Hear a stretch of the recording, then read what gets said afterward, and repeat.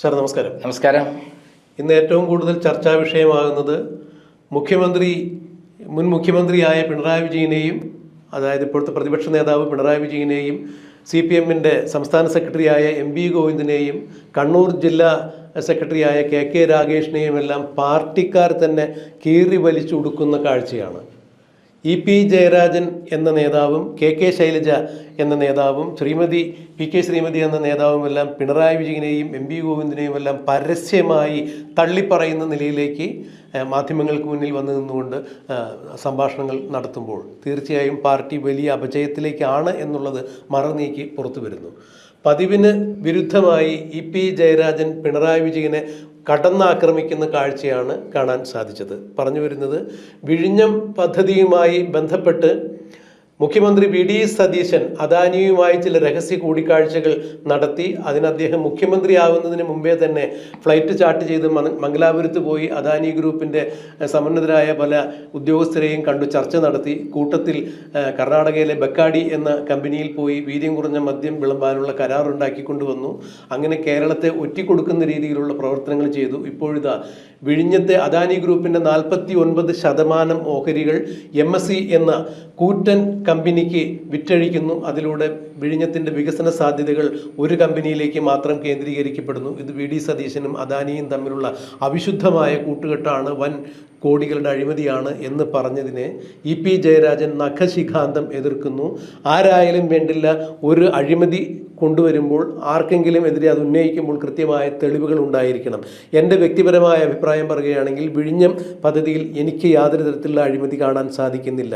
അഴിമതി കൊണ്ടുവരുന്നവർ തെളിവ് കാണിക്കട്ടെ എന്ന് EP ജയരാജൻ പറയുമ്പോൾ പിണറായി വിജയനെയും MV ഗോവിന്ദനെയും ഇപ്പോൾ പ്രതിപക്ഷ നിരയിലുള്ള എല്ലാ CPM-കാരെയും ഒറ്റയടിക്ക് താഴെ വീഴിക്കുന്ന ഒരു പ്രവണതയാണ് കണ്ടത്.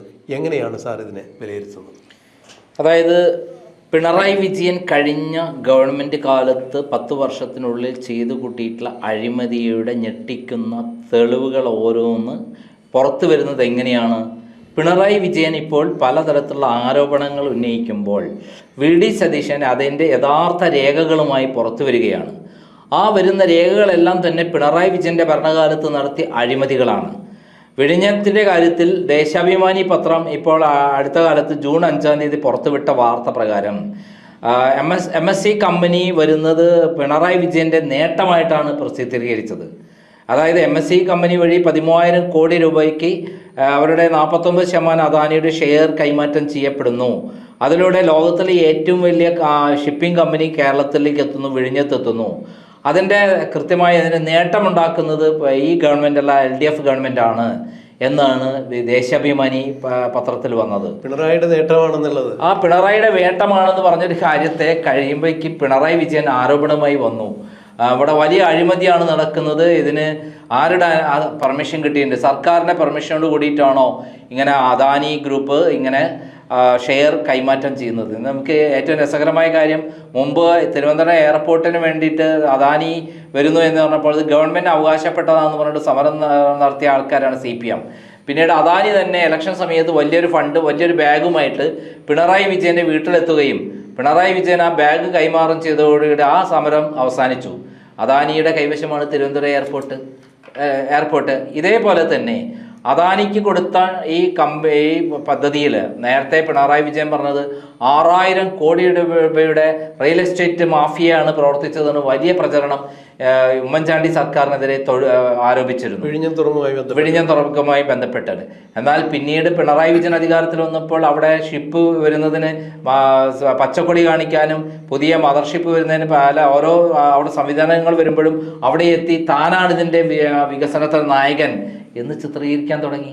ഇതാണ് പിണറായി വിജയൻ. അതായത് എട്ടുകാലി മമ്മൂഞ്ചിൻ്റെ മാതിരിയാണ്.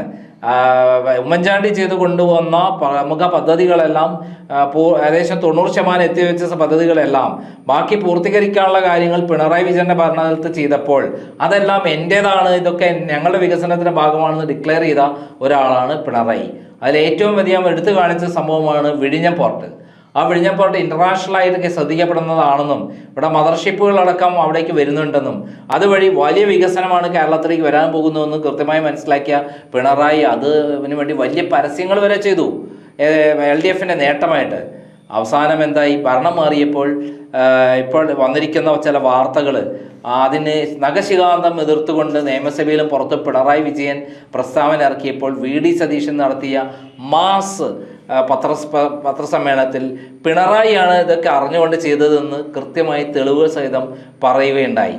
അതേ പത്രക്കാരടക്കം ഇത് ഉയർത്തിക്കൊണ്ടുവന്നപ്പോൾ അത് കൃത്യമാണ്, നിങ്ങൾ പത്രക്കാർ കൊണ്ടുവന്നത് നന്നായി, കാരണം ഇതൊക്കെ പുറത്തു കൊണ്ടുവരേണ്ടത് തന്നെയാണ് ഇത്. പക്ഷെ ഞങ്ങളല്ല, ഇത് പിണറായിയാണ് ചെയ്തതെന്ന് കൃത്യമായി കാര്യകാരണ സഹിതം രേഖകൾ വെച്ച് പറയുമ്പോൾ ഉടുതുണി ഇല്ലാതെ പിണറായി വിജയൻ നിൽക്കുകയാണ്. പക്ഷെ പിണറായി വിജയന് ഉടുതുണി ഇല്ലാതെ എന്നാലും ഒരു ഉളുപ്പും മാനവും ഇല്ലാത്ത ഒരാളാണ്.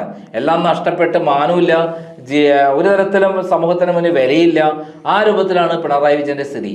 ഇപ്പോൾ ആ കാര്യത്തിൽ പാർട്ടിയിൽ തന്നെ പ്രമുഖരായ നേതാക്കന്മാർ തന്നെ പിണറായി വിജയനെതിരെ വാളെടുത്തിരിക്കുന്നു എന്നുള്ളതാണ് സത്യം. ഒരു വിലയില്ലാത്ത ഒരു ചീഞ്ഞ സാധനമായി പിണറായി വിജയൻ അധപ്പതിച്ചിരിക്കുന്നു എന്നുള്ളത് സത്യമായി മാറിയിരിക്കുകയാണ്. ഇത് ഞാൻ നേരത്തെ കണ്ടിട്ടുള്ളതാണ്. 2005 ഫെബ്രുവരി മാസത്തിൽ ക്രൈമിലാണ് ആദ്യമായി പിണറായി വിജയനെ കേരളത്തിൽ ആദ്യമായിട്ടൊരു പ്രസിദ്ധീകരണം, അന്വേഷണ റിപ്പോർട്ട് പ്രസിദ്ധീകരിക്കുന്നത്. അതിൽ പറഞ്ഞത് എന്താണ്, പിണറായി വിജയന്റെ കവർ പേജ് ചിത്രത്തിലൂടെ കേരളം കണ്ട ഏറ്റവും വലിയ അഴിമതി വീരൻ എന്നുള്ള പേരിലായിരുന്നു. അന്ന് അങ്ങനെ കൊടുക്കാൻ ധൈര്യം കാണിക്കുക എന്ന് പറഞ്ഞാൽ പിറ്റേ ദിവസം തലയുണ്ടാവില്ല എന്നുള്ളതാണ്. നമുക്കറിയാം, TP ചന്ദ്രശേഖരൻ 53 വെട്ടിയിട്ടാണ് കൊന്നതെങ്കിൽ എന്നെ അതുപോലെ കൊട്ടേഷൻ കൊടുക്കാൻ വേണ്ടി പ്ലാൻ ചെയ്താണ് പിണറായി വിജയൻ. പക്ഷെ ഹൈക്കോടതിയിൽ ഞാൻ കൊടുത്തൊരു പെറ്റീഷനെ പുറത്ത് പിണറായി വിജയന്റെ ഈ ഗൂഢാലോചന അന്വേഷിക്കണം എന്ന് പറഞ്ഞ് കൊടുത്തോണ്ട് കൂടിയിട്ടാണ് പിണറായി വിജയന് പിന്മാറേണ്ടി വന്നത്. അല്ലെ ഞാൻ ജീവനോടെ ഉണ്ടാവില്ല. അങ്ങനെയുള്ള പിണറായി വിജയൻ അന്ന് പുറത്തു കൊണ്ടുവന്നപ്പോൾ, ലൈസൻസി ലാവിലെ അഴിമതി പുറത്തു കൊണ്ടുവന്നപ്പോൾ എന്തെല്ലാമാണ് ക്രൈം എനിക്കെതിരെ പറഞ്ഞ് പരത്തിയിരുന്നത്. ഇപ്പോൾ ഇതാ പാർട്ടിക്കാർ തന്നെ ഏറ്റെടുത്തിരിക്കുകയാണ്. അന്ന് ഞാൻ പറഞ്ഞ കാര്യങ്ങൾ, പിണറായി വിജയൻ കള്ളനാണ്, പെരുങ്കള്ളനാണ്, മാഫിയ തലവനാണെന്ന് ഞാൻ പറഞ്ഞ കാര്യങ്ങളെല്ലാം, തെളിവ് സഹിതം പ്രസിദ്ധീകരിച്ച കാര്യങ്ങളെല്ലാം ഇപ്പോഴിതാ പാർട്ടി നേതാക്കന്മാരെ ഏറ്റെടുത്തിരിക്കുന്നു. അതാണ് കാലത്തിൻ്റെ കാവ്യനീതി എന്ന് പറയുന്നത്. എത്ര കാലം മൂടി വെച്ചാലും, ഒരു നാൾ എത്ര സ്വർണ്ണപാത്രങ്ങൾ മൂടി വെച്ചാലും അതൊരു നാൾ പുറത്തു വരും സത്യം. അതാണ് സത്യത്തിൻ്റെ പ്രത്യേകത. ഇപ്പോൾ 1992 മുതൽ സംസ്ഥാന CPM സെക്രട്ടറിയായി മാറിയ ശേഷം കേരള ഭരണത്തിന് ചുക്കാൻ പിടിച്ചിരുന്ന, CPM ഭരണകാലത്ത് ചുക്കാൻ പിടിച്ചിരുന്ന പിണറായി വിജയൻ പിന്നീട് സ്വന്തമായി ഭരണം 2016 മുതൽ 2021 വരെ കിട്ടിയപ്പോൾ നേരിട്ട് പാർട്ടിയെയും അതേപോലെ സർക്കാരിനെയും നിയന്ത്രിച്ചിരുന്ന ഏക ഛത്രാധിപതിയായ പിണറായി വിജയൻ കാട്ടിക്കൂട്ടിയിട്ടുള്ള ഞെട്ടിക്കുന്ന തമ്മാടിത്തരങ്ങളുടെ, തട്ടിപ്പിൻ്റെ, അഴിമതിയുടെ കഥകൾ പൂർണ്ണമായും മനസ്സിലാക്കിയ അണികൾ തന്നെ താഴെത്തട്ടിൽ നിന്ന് പിണറായിയാണ് ഈ തോൽവിക്ക് കാരണമെന്ന് കണ്ടെത്തുകയും പിണറായി വിജയനെ മാറ്റണമെന്ന് കൃത്യമായി വിളിച്ചു പറയുകയും ചെയ്യുന്ന സ്ഥിതിയിലെത്തിയിരിക്കുന്നു പാർട്ടി. നമുക്ക് മനസ്സിലാക്കിയെടുത്തോളം MV രാഘവനെ നേരിട്ട പോലെ അവസാനം വേട്ടയാടലും ഉണ്ടാകാൻ പോവുകയാണ്. പിണറായി വിജയൻ ഉണ്ടാകാൻ പോവുകയാണ്. കുടുംബത്തെ അടക്കം ഒരുമിച്ചായിരിക്കും ഇവിടെ ജനങ്ങൾ ആട്ടി ഓടിക്കാൻ പോകുന്നത്. കാരണം അത്രയും ദുഷ്ടതരങ്ങളും തട്ടിപ്പുമാണ് പിണറായി വിജയൻ നടത്തിയിട്ടുള്ളത്. ഈ EP ജയരാജനെ സംബന്ധിച്ചിടത്തോളം കഴിയുന്ന അവസരങ്ങളിലെല്ലാം പിണറായിയോട് വലിയ ഭക്തിയും അല്ലെങ്കിൽ പിണറായി വിജയനെ എപ്പോഴും വെളുപ്പിച്ച് കാണിക്കാൻ വേണ്ടി ശ്രമിച്ചിട്ടുള്ളൊരു വ്യക്തിത്വം തന്നെയാണ്.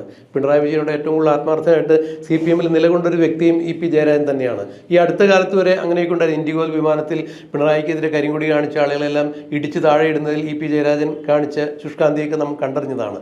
പക്ഷേ ഇപ്പോൾ EP ജയരാജനെ പോലെ തൊട്ടടുത്ത് ചേർന്ന് നിന്ന ആളുകളും കാര്യങ്ങൾ തിരിച്ചറിഞ്ഞിരിക്കുന്നു. പിണറായി ഇതുപോലെ പോവുകയാണെങ്കിൽ ഇനി പാർട്ടി ഉണ്ടാകില്ല, അതുകൊണ്ടൊരു തിരുത്തൽ ആവശ്യമാണ് എന്നുള്ള നിലപാടെടുത്തു എന്ന് വേണ്ടേ ഇതിലൂടെ മനസ്സിലാക്കി. അങ്ങനെയല്ല ഞാൻ കരുതുന്നത്. പിണറായിയോടൊപ്പം നിന്നാൽ ഇനി ജനങ്ങൾ തല്ലും, ചൂലെടുത്ത് അമേദ്യത്തിൽ മുക്കി തല്ലും. ആ രൂപത്തിലാണ് ഇപ്പോൾ പാർട്ടിയുടെ സ്ഥിതി. പിണറായി വിജയന്റെ യഥാർത്ഥ മുഖമൂടി ഇപ്പോൾ തെളിഞ്ഞു വന്നിരിക്കും. മുമ്പൊക്കെ നമ്മളൊക്കെ ക്രൈമൊക്കെ പ്രൊസീഡ് സമയത്ത് ഒരു മറയാക്കി അത് കള്ളമാണ്, വ്യാജമാണ് എന്നൊക്കെ പറഞ്ഞ് വിശ്വസിപ്പിച്ചിരുന്നു. ഇന്ന് അത് മാറി. ഭരണം നഷ്ടപ്പെട്ടതിന് ശേഷവും വിളിച്ചു പറയുന്ന കാര്യങ്ങളെല്ലാം ബൂമറാങ് പോലെ പിണറായി വിജയനെതിരെ തിരികെയാണ്, CPMനെതിരെ തിരികെയാണ്. അപ്പോൾ ഇനി നിക്കക്കളില്ല. നേതാക്കന്മാർക്ക് മനസ്സിലായിരിക്കുന്നു, അണികൾ കൃത്യമായി കാര്യങ്ങൾ മനസ്സിലാക്കിയിരിക്കുന്നു. ഇനിയും ഇപ്പോൾ കൃത്യമായി മാറിയില്ലെങ്കിൽ പിണറായിയോടൊപ്പം നിന്ന് കഴിഞ്ഞാൽ ചിലപ്പോൾ തല്ല് കിട്ടാൻ അവരും കൂടെ തല്ല് കൊള്ളേണ്ടി വരും. പിണറായിയെ കല്ലെടുത്ത് അണികൾ തന്നെ എറിഞ്ഞു ഓടിക്കുന്ന സന്ദർഭത്തിൽ അതിൻ്റെ കൂട്ടത്തിൽ ഈ EP അടക്കമുള്ള നേതാക്കന്മാരും ഓടേണ്ടി വരും. അതൊന്നും ഒഴിവാൻ വേണ്ടിയിട്ടാണ് മുൻകൂട്ടി തന്നെ ദീർഘവീക്ഷണത്തോടെ അതിലുൾപ്പെട്ട പ്രമുഖ നേതാക്കന്മാർ എല്ലാം ഇപ്പോൾ കൃത്യമായി പിണറായി വിജയനാണ് പിണറായി വിജയനാണ് കള്ളൻ എന്ന് ഉറക്കെ വിളിച്ചു പറയുന്ന ഒരു ഘട്ടത്തിലെത്തിയിരിക്കുന്നു.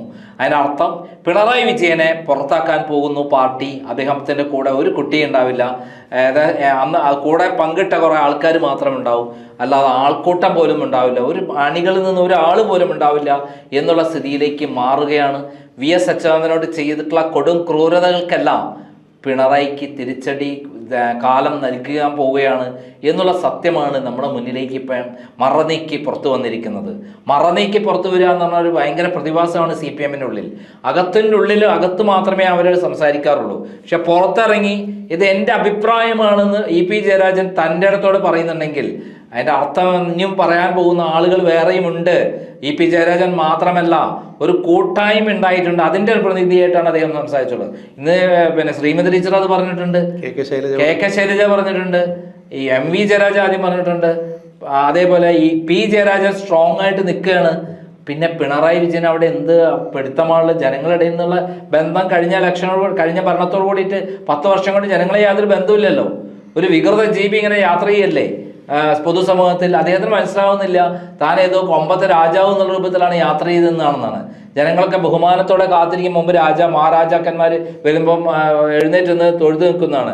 ഒരു പട്ടിയുടെ വില പോലും പിണറായി വിജയൻ ഇല്ല എന്നുള്ളത് ഇപ്പം കാലം തെളിയിച്ചിരിക്കുകയാണ്. കാരണം ആരാണോ ഇത്തരത്തിൽ അഴിമതി നടത്തുന്നത്, ആരാണോ ഈ തട്ടിപ്പ് നടത്തുന്നത്, അത്തരം ആളുകളുടെ ഗതിയാണ് ഈ സ്ഥിതിയിൽ ഉണ്ടാവുക എന്നുള്ളതാണ് പിണറായി വിജയൻ്റെ ഈ കാരണത്തിൽ ഇതിൽ നിന്ന് മനസ്സിലാക്കേണ്ടത്.